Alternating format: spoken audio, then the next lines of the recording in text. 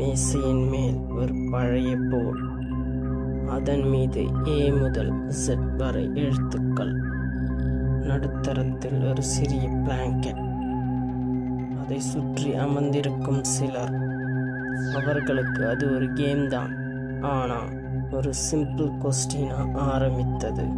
பிறகு வாழ்க்கையே நைட்மேராக மாறிப்போனது. Ouija board.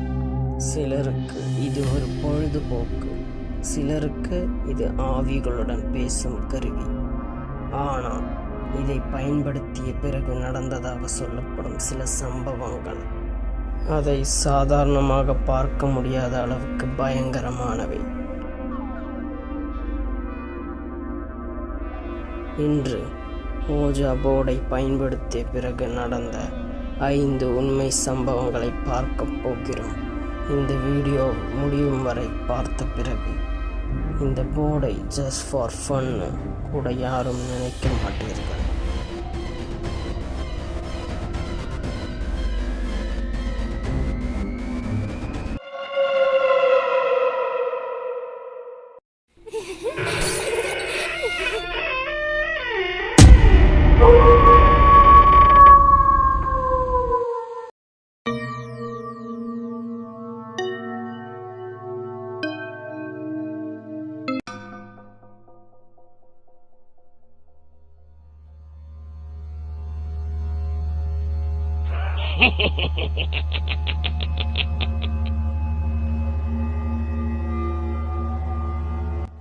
ஆயிரத்தி 1940களில் அமெரிக்காவில் ஒரு சிறுவன், சில பதிவுகளில் ரொனால்ட் டோ என்று குறிப்பிடப்படுகிறான்.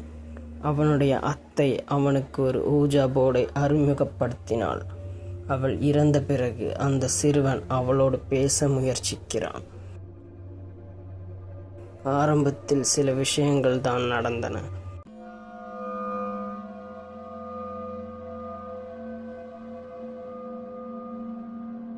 சுவற்றில் ஸ்கிராச்சிங் சவுண்ட்ஸ், இரவு நேரங்களில் பெட் தானாக அசைவது, வீட்டில் பொருட்கள் இடம் மாறுவது. அந்த குடும்பம் இதை ஃபர்ஸ்ட் சாதாரணமாக எடுத்துக்கொண்டார்கள். ஆனால் சில நாட்களில் விஷயம் கையில் இல்லாத அளவுக்கு போய்விட்டது. சிறுவனின் உடலில் திடீரென பல அடையாளங்கள் தோன்ற ஆரம்பித்தன. ஹெல் மாதிரி வார்த்தைகள் ஸ்கின்னில் தெரிந்ததாக சிலர் கூறினார்கள். அவன் ஸ்ட்ரேஞ்ச் வாய்ஸில் பேச ஆரம்பித்தான்.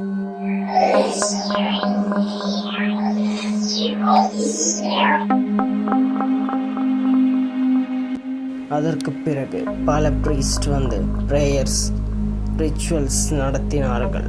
இந்த சம்பவமே பின்னர் உலக புகழ்பெற்ற த எக்ஸோசிஸ்ட் கதைக்கான இன்ஸ்பிரேஷனாக அமைந்தது என்று பலர் நம்புகிறார்கள். ஒரு குழந்தை, ஒரு போர்டு, ஒரு கியூரியாசிட்டி, பிறகு அதை நிறுத்த முடியாத ஒரு டார்க் பிரசன்ஸ். இது உண்மையா அல்லது மாஸ் ஹிஸ்டரியாவா? இன்றும் அதற்கான விவாதம் முடிந்ததாக இல்லை.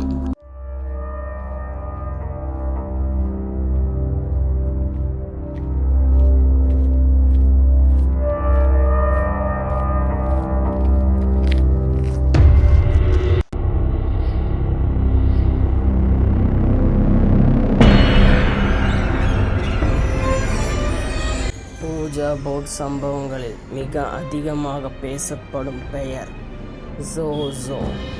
பல வருடங்களாக உலகம் முழுவதும் பலர் ஓஜா போர்டை பயன்படுத்திய போது ஒரே மாதிரி ஒரு பெயர் திரும்ப திரும்ப வந்ததாக கூறியிருக்கிறார்கள்.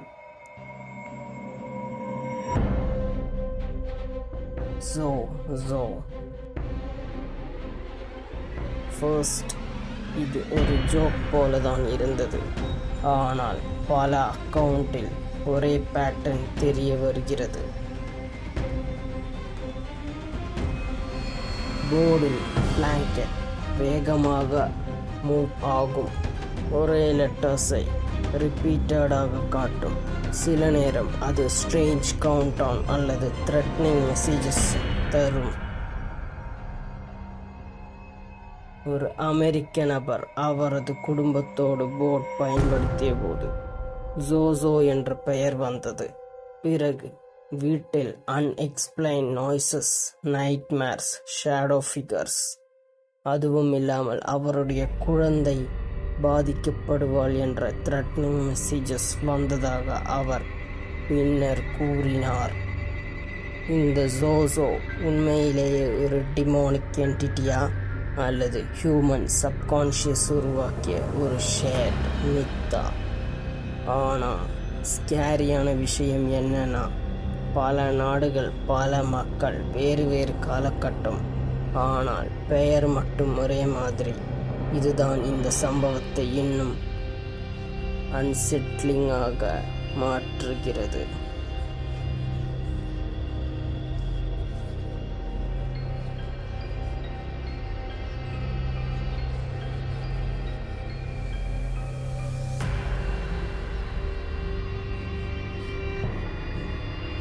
ஒரு குரூப் ஆஃப் காலேஜ் ஃப்ரெண்ட்ஸ் வீக்கெண்டில் த்ரில்லுக்காக ஊஜா போர்ட் பயன்படுத்த முடிவு செய்கிறார்கள். அவர்களுக்கு அது ஒரு harmless prank. Lights off, candle light. ஒருத்தன் கேட்கிறான், யாராவது இங்கே இருக்கிறீர்களா? சில வினாடிகள் எதுவும் நடக்கவில்லை. பிறகு பிளாங்கெட் மெதுவாக அசைய ஆரம்பிக்கிறது. முதலில் எல்லாரும் ஒருத்தரை ஒருத்தர் சந்தேகப்பட்டார்கள். நீ தள்ளுறியா? இல்லை, நான் இல்லை. ஆனால் கொஸ்டின்ஸ் பர்சனலாக போக போர்ட் கொடுத்த ஆன்சர்ஸ் அந்த குரூப்பில் யாருக்கும் தெரியாத விஷயங்களை பற்றி இருந்ததாக சொல்லப்படுகிறது. அந்த இரவு முடிந்ததும் எல்லாரும் வீட்டுக்கு போய்விட்டார்கள். ஆனால் அடுத்த சில நாட்களில் அந்த குரூப்பில் இருந்த சிலருக்கு ஒரே மாதிரி கனவு வர ஆரம்பித்தது. ஒருத்தருக்கு தூக்கத்தில் யாரோ தன்னுடைய கழுத்தை நெரிப்பது போல, மற்றொருத்தருக்கு கண்ணாடியில் நிழல் உருவம் காண்பது போல, மற்றொருத்தருக்கு மென்டல் பிரேக் டவுனுக்கு ஆல்மோஸ்ட் சென்றார் என்று கூறப்பட்டது. இது ரியல் ஹாண்டிங்கா அல்லது அவர்கள் தாங்களே கிரியேட் பண்ணிக்கொண்ட ஃபியரா? எதுவாக இருந்தாலும் அந்த குரூப்பில் இருந்த பலரும் அதற்கு பிறகு அந்த போர்டை மறுபடியும் தொடவே இல்லை.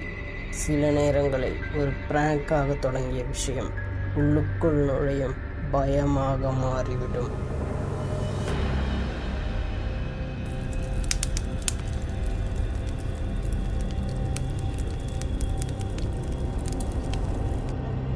பல பேரநார்மல் இன்வெஸ்டிகேட்டர் சொல்வது என்னவென்றால், ஊஜா போர்டை யூஸ் பண்ணிவிட்டு பிறகு அதை கேர்லெஸ்லி டிஸ்போஸ் பண்ணக்கூடாது. ஏன்னா சிலர் சொல்வது போல அது ஒரு டோர்வே போல இருக்கலாம்.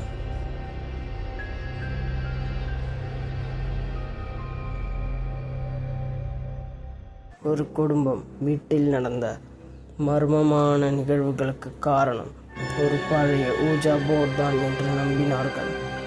அதை வீட்டிலிருந்து எடுத்து வெளியே கொண்டு போய் எரித்தார்கள். அதன் பிறகு விஷயம் முடிந்துவிடும் என்று நினைத்தார்கள். ஆனால் அதற்கு பிறகுதான் சம்பவங்கள் மேலும் இன்டென்ஸ் ஆனதாக சொல்கிறார்கள்.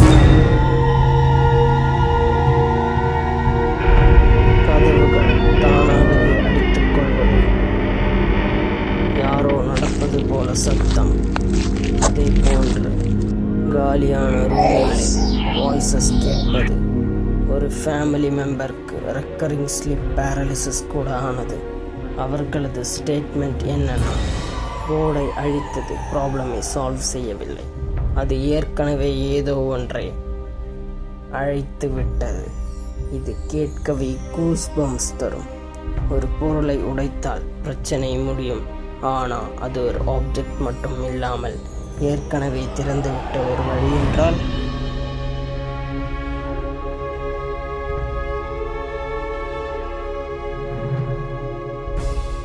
ஊஜா போர்ட் பற்றி நம்பிக்கை வைக்கும் பலர் ஒரு முக்கிய ரூல் சொல்வார்கள். செஷன் முடியும் முன் குட் பை சொல்ல வேண்டும். சிலருக்கு இது சில்லி சூப்பர்ஸ்டிஷன் மாதிரி தோன்றலாம். ஆனால் இந்த ரூல் ஃபாலோ பண்ணாமல் செஷன் முடித்த பிறகு வீட்டில் மர்மமான சம்பவங்கள் நடந்ததாக பல கதைகள் இருக்கின்றன.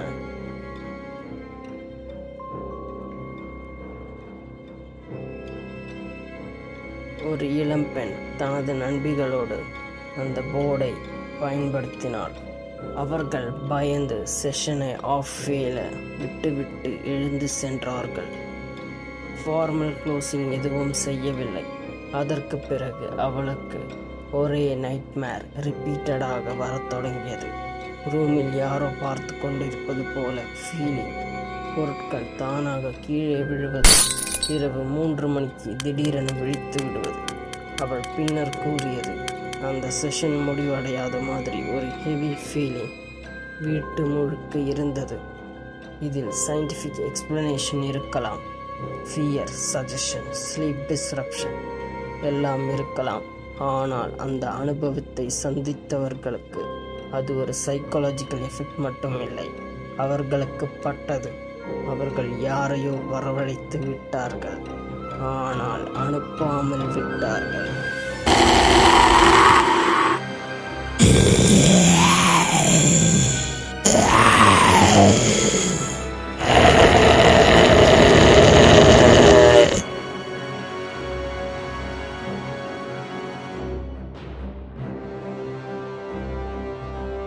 ஊஜா போர்ட் பற்றிய பயம் அதில் நடப்பதால மட்டும் இல்லை.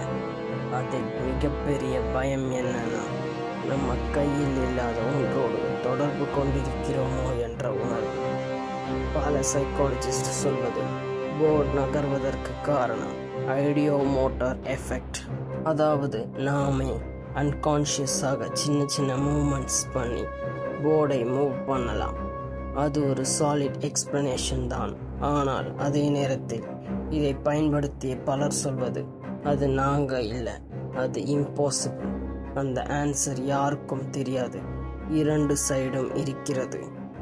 சயின்ஸ் ஒரு எக்ஸ்பிளனேஷன் கொடுக்கிறது, பேரநார்மல் பிலீவர்ஸ் வேறொரு எக்ஸ்பிளனேஷன் கொடுக்கிறார்கள்.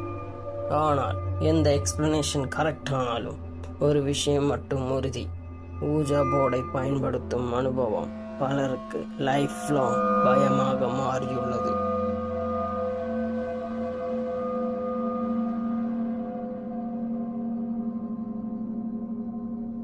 ஒரு போர்டு, சில எழுத்துக்கள், ஒரு சிறிய பாயிண்டர் பார்க்க எதுவுமே இல்லாத மாதிரி தோன்றும்.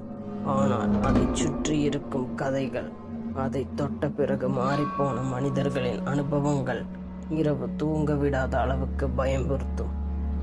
ஊஜா போர்ட் உண்மையிலேயே ஆவிகளுக்கான வாயிலா அல்லது மனித மனசின் இருண்ட விளையாட்டா? அதற்கான பதில் இன்னும் யாருக்கும் தெரியாது. ஆனால் ஒன்று மட்டும் நினைவில் வையுங்கள், சில கதவுகள் திறக்க சுலபம், ஆனால் அதை மூட முடியாமல் போனால்